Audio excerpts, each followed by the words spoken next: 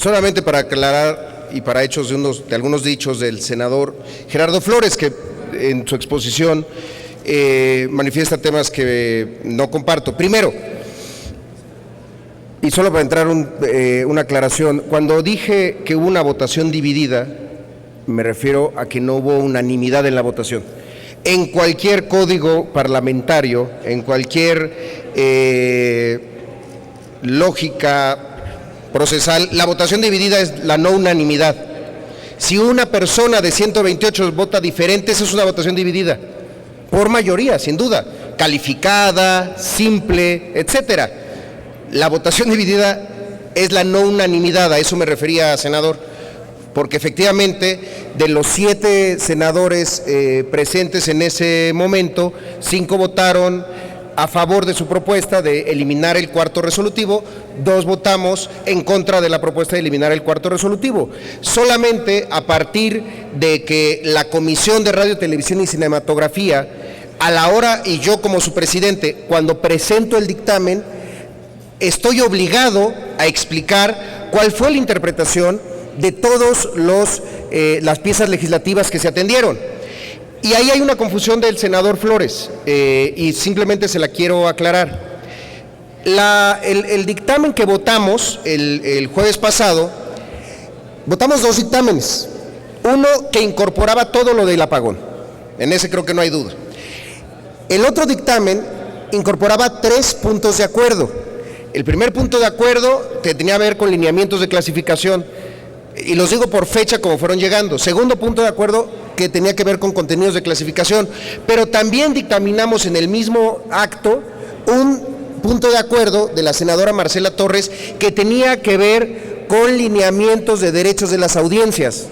Eran temas separados que tenían que ver, a final de cuentas, con las mismas autoridades, y por eso la consideración de la Comisión de RTC fue hacerlos en el mismo dictamen. Como usted bien dice, la pregunta para la autoridad del IFT pasaba por preguntarle por qué aún no, bueno, no preguntarle por qué aún no, cuál es el estatus de los lineamientos de derechos de las audiencias.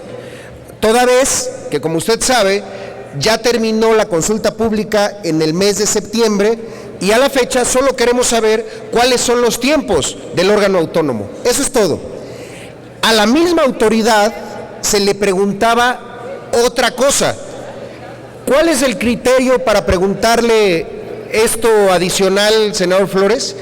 Un hecho que yo no puedo dejar pasar como presidente de la comisión, que había levantado la duda de compañeras y compañeros legisladores que en su interpretación de la Ley de Telecomunicaciones y de Radiodifusión no hay claridad sobre qué autoridad debe de emitir los lineamientos de clasificación. Esa es una duda digna de atenderse. Que sea una duda de un senador de la República o una senadora, para la Comisión de RTC, por lo menos para su presidente, siempre será digna de atenderse. Y si era el Instituto Federal de Telecomunicaciones quienes dijeran, no tengo facultades, porque mi interpretación de la ley me dice que no tengo facultades, pues adelante, qué bien. Sin embargo, me parece que hay que evitar esa lógica de pensar de que preguntarle a una autoridad, pedirle información, incluso llamarla a comparecer, es una agresión. No lo es. Asumámonos como contrapeso del poder frente al Ejecutivo, frente al Judicial, y hay veces que también frente a los órganos autónomos. Con el senador Flores en algún momento fuimos juntos, justamente porque no estábamos de acuerdo en una resolución del Instituto Federal de Telecomunicaciones sobre el tema de portabilidad, y lo hicimos con nuestra facultad y con nuestra investidura de senadores de la República frente a un órgano autónomo, en una controversia que se resolvió en contra de los senadores, por cierto. Y en ese momento no había ningún problema en que el Senado se interviniera en la definición del IFT. Pero aquí, que solo le estábamos preguntando cuál era su interpretación de la ley, cuestión de la que, por cierto, tenemos toda la facultad, resultó, bueno, como lo mencioné, que en la comisión prefirieron que no hubiera esa pregunta. Y yo respeto el derecho de las mayorías y respetaré siempre las reglas del Senado de la República que establecen que si un proyecto de dictamen se modifica y se vota, pues la mayoría gana. Mayoría de votación dividida, repito, no unanimidad.